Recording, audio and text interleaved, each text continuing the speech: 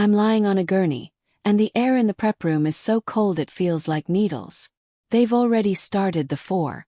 My arm is numb, but my heart is thumping so hard against my ribs I'm surprised the monitors aren't screaming. This is it. In 20 minutes, they're going to take a piece of me, a literal organ, and put it into his mother. 'Cause I love him. Because I thought he was my forever.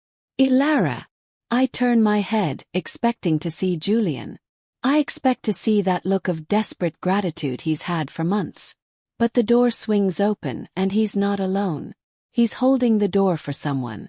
A woman I've never seen before.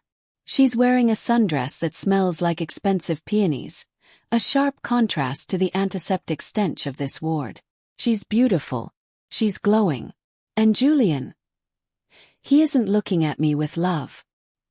He's looking at her with relief. "Hey," he says, his voice sounding thin like paper. He doesn't touch my hand. He stays near the door near her. This is Chloe. She's an old friend. She insisted on coming to support the family. Chloe smiles. It's a perfect practice smile. "You're so brave, Ilara. Truly. What you're doing for Meredith. It's a gift no one else could give." I look at the way Julian's hand is hovering just inches from the small of her back. I look at the way he won't meet my eyes. I'm about to go under the knife.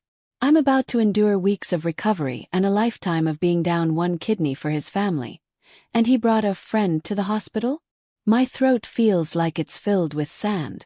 "Julian, can I talk to you? Alone?"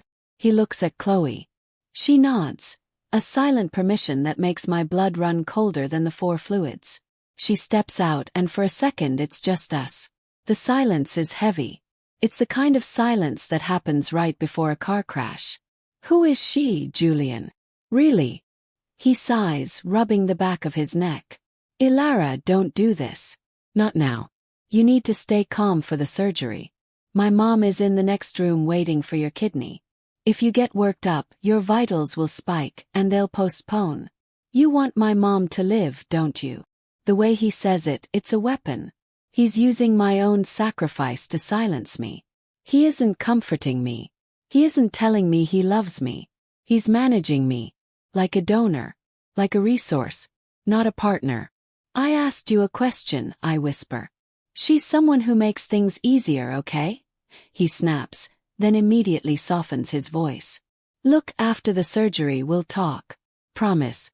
Just do this for us. For our future." The nurse walks in. "Time to go, Ilara. Are you ready?" Julian backs away. He doesn't kiss my forehead. He doesn't say, "I'll be here when you wake up." He just nods and says, "See you on the other side." As they wheel me down the hallway, the lights overhead flicker like a strobe light. My mind is racing. She's someone who makes things easier. What does that mean? Why did he look at her like she was his oxygen and I was just the bill he had to pay? The anesthesia starts to hit. My vision blurs. The last thing I see before the world goes black isn't Julian's face. It's the reflection in the glass door of the surgical suite. Julian and Chloe standing in the hallway, and his hand isn't hovering anymore. He's holding hers. And then the darkness takes me. Waking up from a major surgery feels like being hit by a freight train. Then having that train back up and run over you again just to be sure. Everything was white. Everything hurt. My side felt like it had been seared with a branding iron. "Julian!" croaked. No answer. Just the steady beep. Beep, beep of the heart monitor. I was alone. For 3 hours I laid there in the recovery room, drifting in and out of a drug-induced haze, waiting for the man I just literally bled for. Finally a nurse came in to check my vitals. "Where is he?" I asked, my voice barely a whisper. "Your boyfriend." "He's upstairs in the ICU waiting area with his mother. The transplant was a success, Ilara. You saved her." I should have felt proud. I should have felt like a hero. Instead I felt like a discarded wrapper. "Is he coming down?" The nurse looked at me with a pity that hurt worse than the incision. "He said he'd be down as soon as he could. He's busy with the family. And their guest." "The guest. Chloe." I forced myself to breathe. I told myself I was being paranoid. I told myself the meds were making me crazy. But then my phone buzzed on the bedside table. I reached for it, every movement sending a jolt of agony through my abdomen. It was a notification. An Instagram tag. It was a photo posted by Chloe. It was a picture of a hospital cafeteria coffee cup and two hands joined together. Julian's watch was unmistakable. The caption read, "Supporting my favorite person through a long day. Faith and love get us through the hardest shifts." I stared at the screen until the light burned my eyes. I've been with Julian for 4 years. I supported him when he lost his job. I held his hand through his mother's dialysis for 18 months. I changed my diet, my lifestyle, and now my literal anatomy for him. And she's posting about new beginnings while I'm still leaking fluid into a surgical drain. Called him. It went straight to voicemail. Called again. Nothing. The realization didn't come in a wave. It came like a slow, freezing tide. He didn't want me. He wanted the kidney. He stayed with me just long enough to ensure his mother survived. He played the part of the doting boyfriend until the paperwork was signed and the anesthesia was administered. I sat there in that hospital bed, clutching a pillow to my stomach to keep from falling apart, and I realized I wasn't just a patient. I was a victim of a long con. I heard muffled voices outside my door. It was Julian. "She's awake," I heard him say to someone. "I have to go in and do the thank you speech. Just give me 10 minutes, Chloe. Then we can go grab dinner. I'm starving." "Make it quick, babe," Chloe's voice drifted in. "This place gives me the creeps." The door handle turned. I turned my phone off and closed my eyes, pretending to be asleep. I wanted to hear what he'd say when he thought I couldn't hear him. I wanted to see the mask slip. He walked into the room. I could smell his cologne, the one I bought him for his birthday. I heard the chair creak as he sat down. He stayed silent for a long time. I expected a prayer, a thank you, maybe even a sob of relief. Instead, I heard him exhale a long, frustrated breath. "God, Ilara," he whispered to the empty room. "Why did you have to make this so complicated? Why couldn't you just be a donor and not a girlfriend?" I felt my heart skip a beat. I kept my eyes shut, my breathing shallow. "Mom's fine now," he continued, talking to himself. "The doctors say the match is perfect. Better than we hoped. Once you're discharged, I'll move your stuff to the guest room for a week so you can recover. And then, we're done. I can't do this anymore. I can't keep pretending I don't feel suffocated by your sacrifice. Suffocated by my sacrifice." Every word was a knife. He wasn't grateful. He was resentful. He hated that he owed me. He hated that my blood was now keeping his mother alive because it made him feel like a bad guy for wanting to leave. So, instead of being a man, he'd brought his mistress to the hospital to mark her territory. I opened my eyes. Julian jumped, nearly knocking over his chair. "Ilara, you're awake. How long have you been up?" "Long enough to know that the guest room is going to be very empty, Julian," I said. My voice was steady, which surprised me. The pain was still there, but a new kind of coldness was settling in. "What? You heard that? Look, I'm just stressed, Ilara. I didn't mean it like that." "Who is Chloe?" "Yes." He stiffened. "I told you. A friend. A friend you call babe. A friend who posts soulmate tags while I'm in surgery. A friend you're taking to dinner while I'm literally bleeding out for your mother." Julian's face changed. The sweet boyfriend persona vanished. His eyes went flat. "Fine. You want the truth. Chloe and I have been seeing each other for 6 months. I tried to tell you, Ilara. I really did. But then Mom got sick. Then her kidneys failed. And you were the only match. What was I supposed to do? Tell you I was leaving you and let my mother die?" The sheer coldness of it took my breath away. "So you used me. You faked a relationship for half a year to get my organ." "I did what I had to do for my family," he hissed, leaning over the bed. "And don't act like a saint. You wanted to do it. You wanted to be the hero. Well, congratulations. You're a hero. Now, can we just get through the next few days without a scene? Get out, I said. Ilara, don't be dramatic. Get out. I screamed, the effort tearing at my stitches. The monitors began to wail. Nurses came running. Julian backed away, hands raised in mock surrender, a smug, "You're crazy" look on his face. He walked out the door and right into Chloe's arms. I lay there, the alarms ringing in my ears, the physical pain finally eclipsed by a rage so pure it felt like ice water in my veins. He thinks he won. He thinks he got the kidney and the girl, and all it cost him was a few months of lying. He thinks I'm just a broken girl in a hospital bed who he can discard. But he forgot one thing. I'm the one who knows all the family secrets. I'm the one who handled Meredith's finances when she was too sick to do it. And while I was giving him my kidney, I was also the only one who noticed the irregularities in the family business accounts he'd been managing. The surgery was over. But the operation was just beginning. The recovery ward at night is a haunting place. It's filled with the sounds of heavy breathing, the rhythmic hiss of oxygen machines, and the distant metallic clang of a janitor's cart. I lay there in the dark, my body feeling like a shattered mirror held together by surgical tape. Every time I closed my eyes I saw them. Julian and Chloe. The way he looked at her. It wasn't just affection. It was a partnership. They had planned this. They had sat over dinners, maybe even in my favorite booth at that little Italian place on 4th Street, and calculated the timeline of my recovery against the expiration date of our relationship. The nurse, a soft-spoken woman named Sarah, came in at 3 a.m. to change my dressing. She didn't say much, but her hands were gentle. She saw the tears leaking out of the corners of my eyes and didn't ask why. She just squeezed my hand. "He's not in the waiting room anymore, is he?" asked, my voice cracking. Sarah hesitated, checking the monitor. "He left about 4 hours ago, honey. He said he had to take his friend home and get some sleep. He said he'd be back tomorrow." A bitter laugh escaped my throat, and the sudden movement sent a flare of agony through my side. Get some sleep. He was sleeping in our bed. Or maybe he'd taken her to a hotel, celebratory champagne in hand because the kidney problem was finally solved. "Sarah," I whispered, "I need my laptop. It's in my bag in the closet. Please.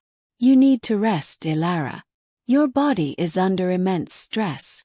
"I can't rest," I said, my voice gaining a jagged edge. "If I don't move now, I'll never get back up. Please." Something in my expression must have reached her. She fetched the bag. I waited until she left before I opened the screen. The glow felt blinding in the dark room. I didn't go to social media. I didn't look at photos of us. I went to the cloud drive I shared with Meredith. For the last year, while Julian played the busy executive, I was the one keeping Meredith's small textile empire afloat. I had the logins to the accounts, the payroll, and the supplier contracts. Julian always told his mother he was handling the taxes and the offshore sourcing. But as I scrolled through the ledgers with a mind sharpened by adrenaline and betrayal, I saw the holes. Large sums.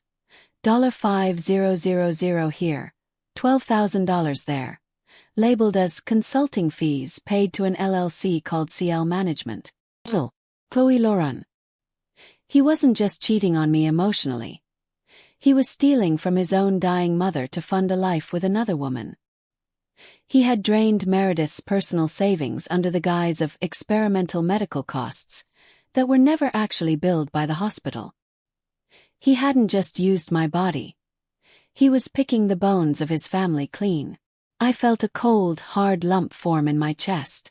It wasn't sadness anymore. It was a blueprint.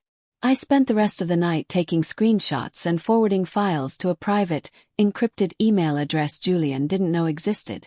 As the sun began to peek through the hospital blinds, turning the white walls a sickly shade of orange, I realized I had a choice. I could be the victim, the girl who gave a kidney and got dumped. Or I could be the woman who waited until they thought they were safe, and then pulled the rug out from under their feet. I closed the laptop just as I heard heavy footsteps in the hall. Julian was back. I could tell by the way he walked. Confident, hurried, like he owned the floor. I tucked the laptop under the thin hospital blanket and waited. He pushed the door open, carrying a cheap bouquet of supermarket carnations. He looked refreshed. "Morning, Ilara. How are we feeling today?" "Better than yesterday," I said, watching him. "Much more clear-headed." He didn't notice the ice in my tone. He was already checking his watch. Good. "Look, Meredith is being moved to a private suite. I'm going to go get her settled. I'll check in on you before I head to the office." "The office?" "Yes. Are you going to check on those CL management invoices, Julian?" He froze. The carnations trembled in his hand for a fraction of a second before he forced a smile. "What? No, just standard stuff. Don't worry your head about work, Ilara. Just focus on healing." He turned to leave, his back to me. He didn't see the look on my face. He thought he was still in control. He had no idea that while he was sleeping, I had already started dismantling his world. The next 3 days were a masterclass in acting. I was the perfect patient. I smiled at the doctors, I took my meds, and when Julian visited, I kept my conversations short and focused on my pain. I wanted him to think I was too weak, too drugged up, and too heartbroken to be a threat. But behind the scenes, I was a ghost in the machine. I used my phone to contact a man named Marcus. Marcus was the CFO Julian had let go 6 months ago. At the time, Julian told me Marcus was embezzling. Now I knew the truth. Marcus had probably found out about Chloe's illness and Julian had silenced him. "Ilara." Marcus's voice was cautious when he picked up. "I heard about the surgery. Sorry. That's a hell of a thing to do for that family." "Marcus, I don't have much time," I whispered, keeping an eye on the door. "I'm looking at the CL management files. I see the transfers. I need to know if you have the original contracts from the Dover supplier. The ones Julian said were lost in the server crash." There was a long silence on the other end. "I have copies, Ilara. But if I give them to you, Julian will come after me. He's got friends in the DA's office." "He has friends because he has money," I replied, my voice hard as flint.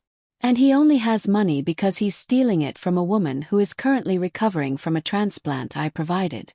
If you help me, I can promise you he won't have the resources to go after a fly, let alone a whistleblower." "Why are you doing this?" Marcus asked. "You're still his girlfriend, aren't you?" "I'm the woman who gave him a kidney," I said. "And I'm the woman who's going to take everything else." I heard him exhale. "Check your burner email in an hour." While I waited for the files, Meredith's nurse wheeled her into my room for a reunion. Meredith looked better already.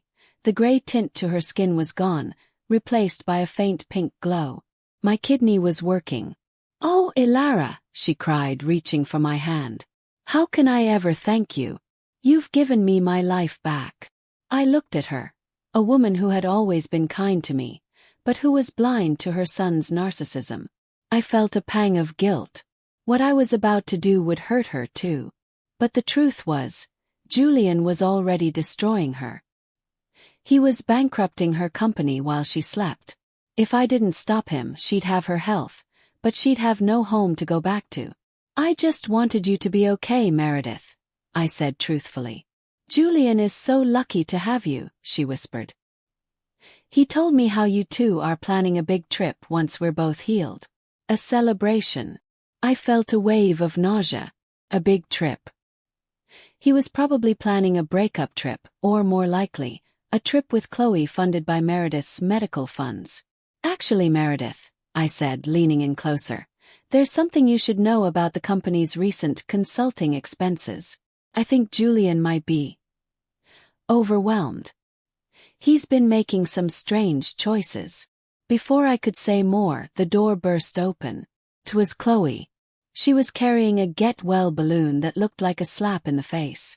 "Am I interrupting?" she chirped, her eyes darting between me and Meredith. She walked over and stood right next to Meredith's wheelchair, placing a hand on her shoulder as if she were the daughter-in-law. "Julian asked me to check on both his favorite girls," Chloe said, the smirk on her face barely hidden. The audacity was breathtaking. She was marking her territory in front of me, in a hospital gown, while I was still attached to a drain bag. She wanted me to snap. She wanted me to scream and look like the unstable ex, so Julian could justify leaving me. I didn't give her the satisfaction. Smiled. A slow, wide smile that didn't reach my eyes. "Thank you, Chloe," I said softly. "It's so good of you to be here. You've been such a help to Julian lately. I don't know what he would have done without you these last 6 months." Her smile faltered. She didn't know I knew the timeline. "Anyway," I continued, turning back to Meredith. "We'll talk more later, Meredith. Private business. You know how it is." Chloe's eyes narrowed. The air in the room turned brittle. She knew I was up to something, but she couldn't figure out what. I watched them leave, Meredith waving and Chloe stiff-backed, and I felt the first real spark of power return to my body. An hour later, my phone buzzed. Marcus had sent the files. It was worse than I thought. Julian hadn't just stolen. He had forged Meredith's signature on a loan that put her house up as collateral. He was planning to cash out and disappear before the first payment was due.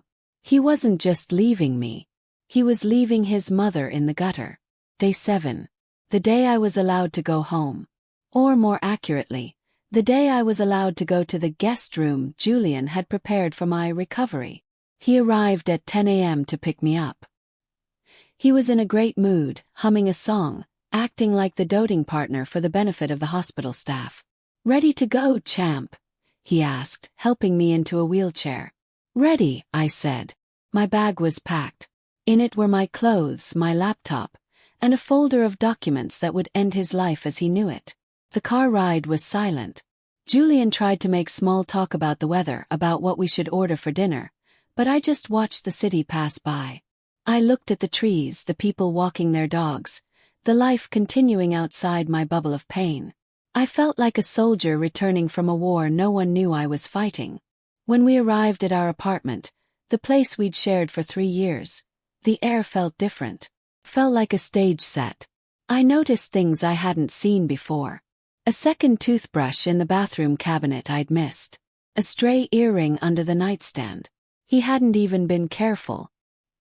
He thought I was so beneath him, so blinded by love, that I wouldn't notice. "I'll put your bag in the guest room," Julian said, his voice clipped. "I have to go back to the hospital to check on Mom. Then I've got a late meeting." "With Chloe?" I asked, sitting on the edge of the guest bed. He stopped, his back to me. "Don't start, Ilara. I'm tired." "I'm tired too, Julian. I'm tired of the lying. I'm tired of the stealing. And I'm really tired of you thinking you're the smartest person in the room."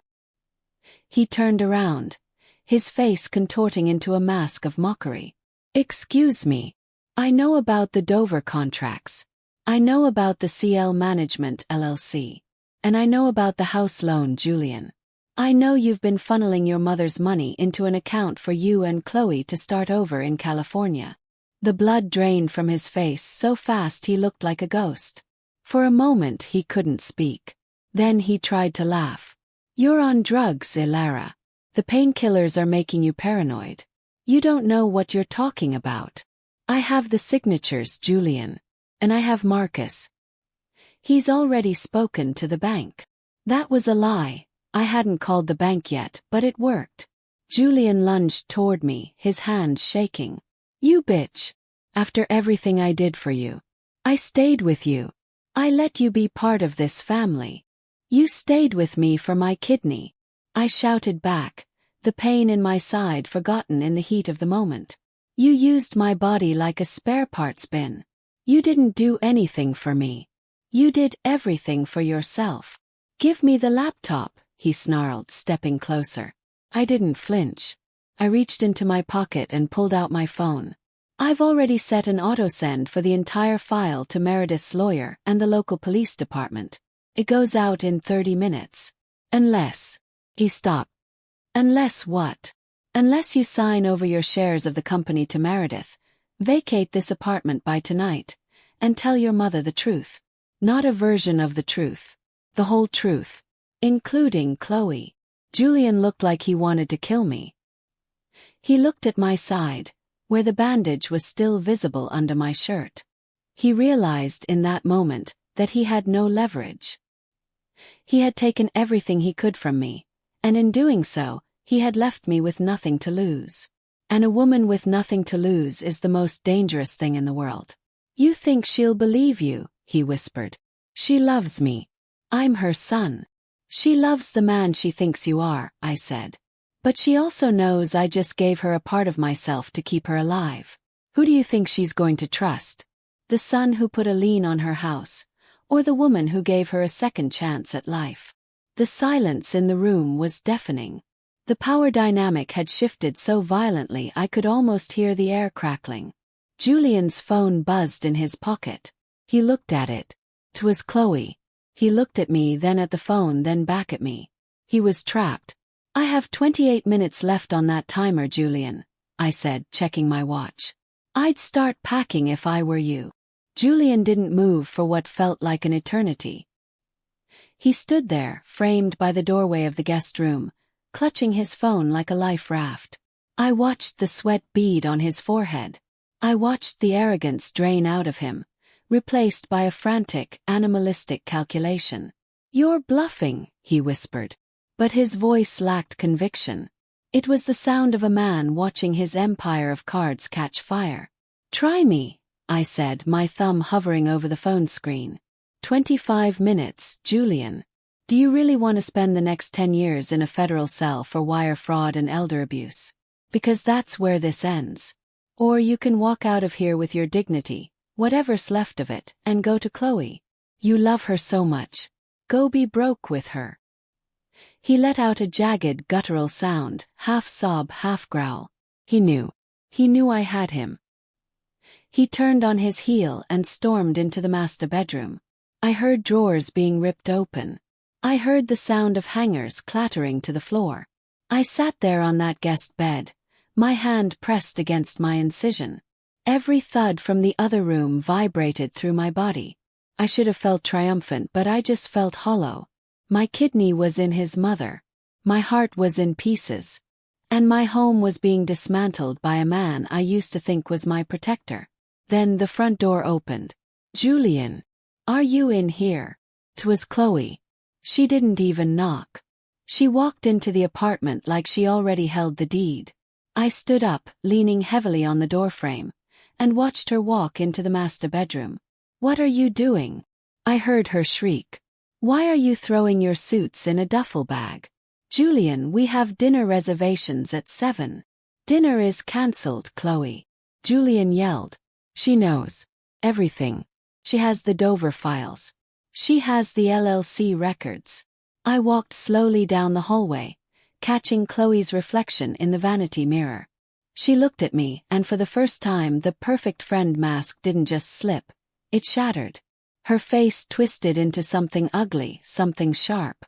"You little rat," she spat, turning toward me. "You think you're so special because you gave a kidney.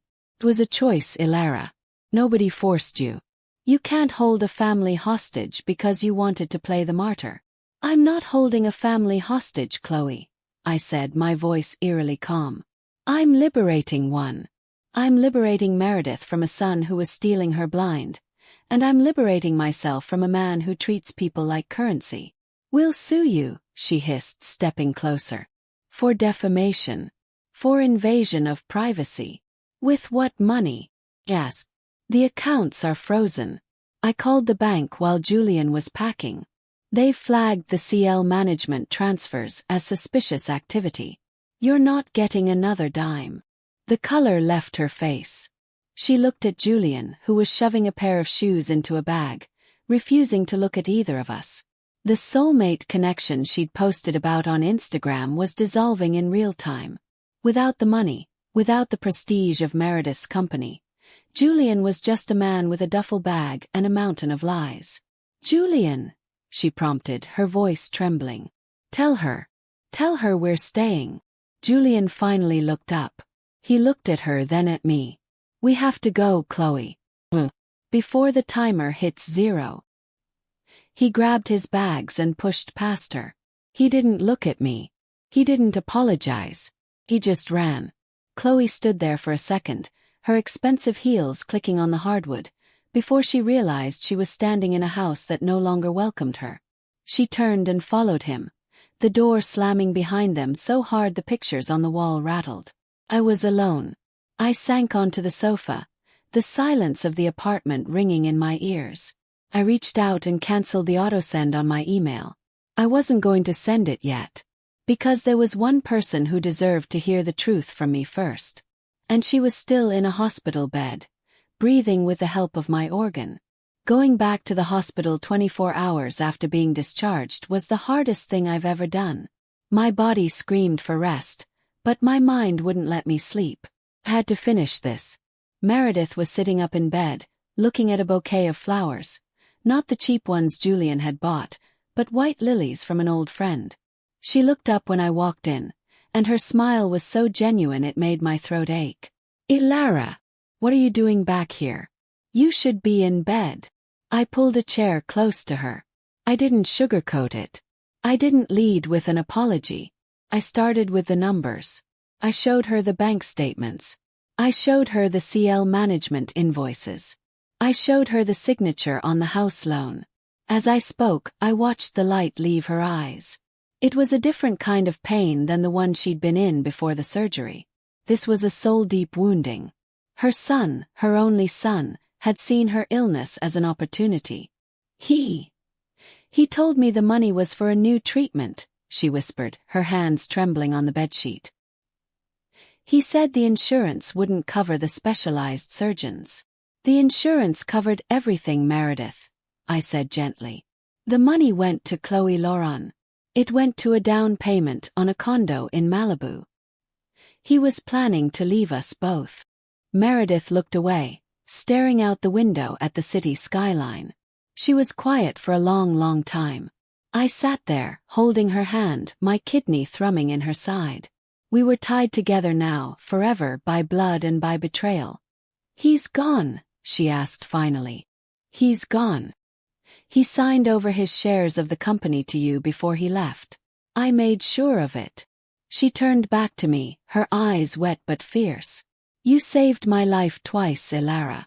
Once with your body and once with your courage. I spent 30 years protecting that boy, making excuses for his ambition. I thought I was being a good mother.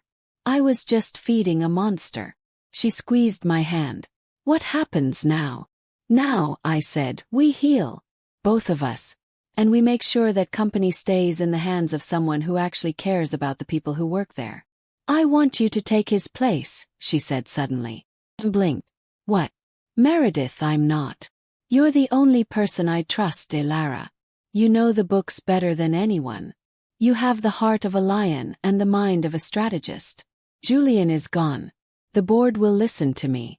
I want you as my partner."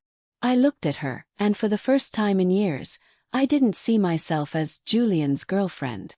I didn't see myself as a victim. I saw a path. A way to turn this agony into something that built a future instead of just mourning a past. "Under one condition," I said. "Anything. We call the police. We don't hide it. He needs to face the consequences, Meredith. Not for me. For you." She closed her eyes, a single tear tracking through the wrinkles on her cheek. She nodded. "Call them." The weeks that followed were a blur of depositions, legal meetings, and physical therapy. The news of the kidney betrayal leaked to the local press, though I kept my name out of the headlines as much as possible. Julian and Chloe didn't get far. With the bank accounts flagged and a warrant out for his arrest for grand larceny and fraud, Julian was picked up at a motel in Nevada. He looked small in his mugshot.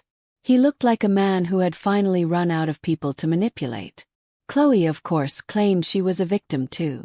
She claimed she didn't know the money was stolen. But the emails I'd recovered told a different story. A story of her pressuring him to speed up the process with the kidney girl so they could start their life. The legal battle was draining, but the physical recovery was harder. Some days the fatigue would hit me like a wall. I'd sit in my new, smaller apartment, a place Julian had never stepped foot in, and I'd feel the ghost of that missing organ. But then I'd go to the office. I'd walk into Meredith's company, and I'd see the faces of the employees who hadn't been paid on time for months. I'd see the relief in their eyes as we restructured, as we cut the consulting fees, and put the money back into their pensions. I wasn't just surviving, I was thriving. One afternoon, a letter arrived at the office. It was from the prison where Julian was awaiting trial. I didn't open it. I didn't need to hear his excuses, his "I still love yous," or his pleas for mercy.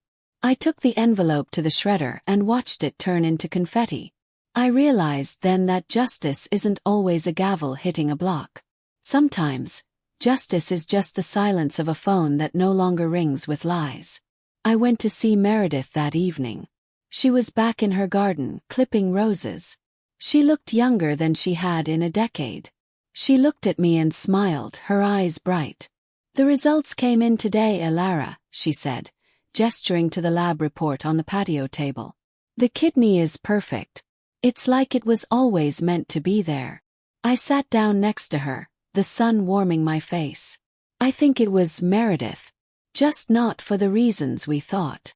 We sat in the garden together, two women bound by a stranger's cruelty and our own resilience. I looked at my hands. They weren't shaking anymore. I realized that Julian hadn't just taken a kidney from me. He had taken the blindfold off my eyes. He had forced me to find the strength I didn't know I possessed. He thought he was leaving me with nothing. But he actually left me with everything that mattered. You know, they tell you about the physical recovery. They give you charts on hydration, brochures on lifting restrictions, and a schedule for blood work. But nobody tells you about the phantom ache. It's not just the sight of the incision, though on rainy days, that still pulls like a reminder of a debt paid in full. It's the ache of the space where my trust used to live.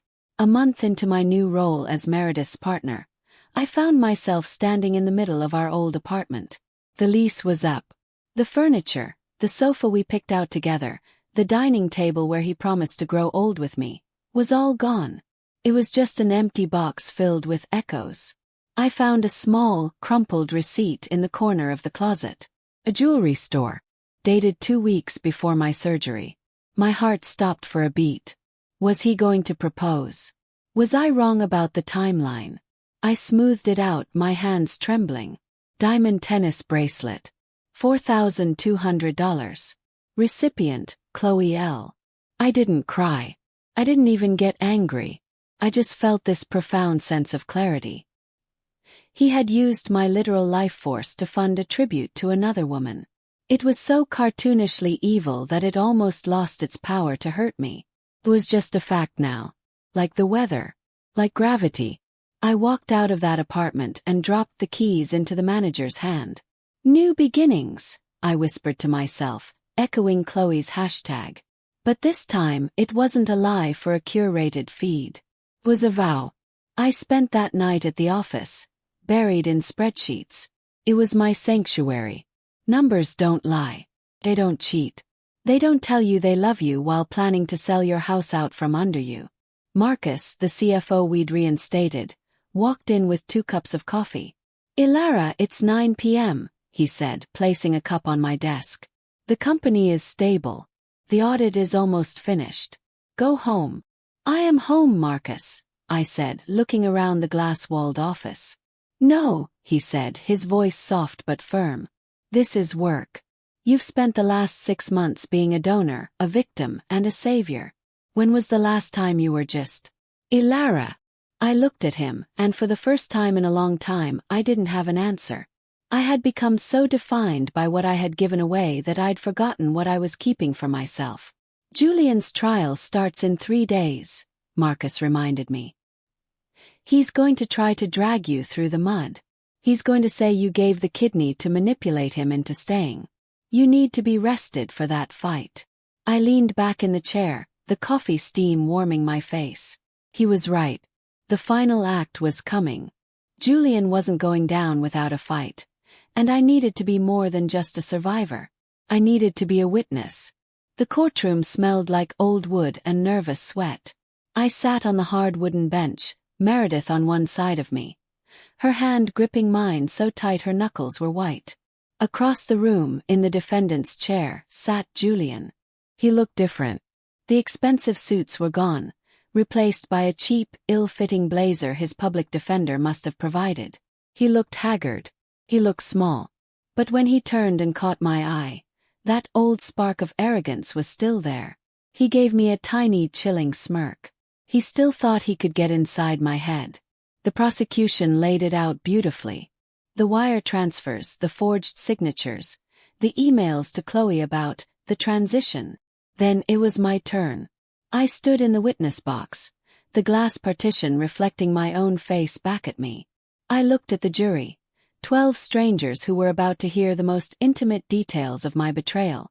Julian's lawyer stood up. He was a shark, a man paid to turn victims into villains. "Miss Thorne," he began, pacing the floor. "You claim you were coerced into this surgery. But isn't it true that you went through months of psychological evaluation before the transplant? You told the doctors you were doing this out of love. Were you lying to the doctors then, or are you lying to us now?" "I wasn't lying," I said, my voice projecting to the back of the room. "I did love him. That's why his betrayal was so effective. He used my love as a tool to ensure his mother's survival and his own financial gain." "Isn't it more likely," the lawyer countered, "that when you discovered he was moving on, you decided to use these business irregularities, which he claims were authorized by his mother, as a way to get revenge? A kidney for a life. An eye for an eye." I looked at Julian. He was nodding slightly, playing the part of the wronged man. I felt a surge of that old familiar pain, but I pushed it down. I didn't look at the lawyer. I looked directly at the jury. "I didn't give my kidney for revenge," I said, my voice dropping to a whisper that commanded silence. "I gave it because I believed in the person I thought Julian was. I believed in family. Julian didn't just steal money from his mother. He stole her security, her home, and her trust in her own flesh and blood. He didn't just leave me. He waited until I was physically incapacitated to discard me. If that's not a crime, then I don't know what is." The courtroom was silent. Even the court reporter's fingers paused over the keys. Julian's lawyer tried to pivot to bring up Chloe, to make it look like a lover's quarrel gone wrong. But the evidence was too heavy. The paper trail didn't have feelings. It only had facts. As I stepped down from the stand, Julian leaned over the railing. "You'll always be half a woman, Ilara," he hissed, just loud enough for me to hear. "Missing a piece. I'm the one who made you whole, and I'm the one who broke you." "Stop." I turned back to him, and for the first time I felt nothing but pity. "Julian," I said softly, "I'm not missing anything. I just moved a part of myself to someone who actually deserves to live. You're the one who's empty. And you always will be." The jury took less than 4 hours. Guilty on all counts. Grand larceny, identity theft, and 2 counts of fraud. The sentencing was harsh. 7 years. In the end, it was the elder abuse of his own mother that really sealed his fate. The judge didn't hold back, calling his actions a calculated exploitation of the most sacred human bonds. Chloe was named as a co-conspirator. She didn't get jail time, but she was ordered to pay back every cent of the consulting fees.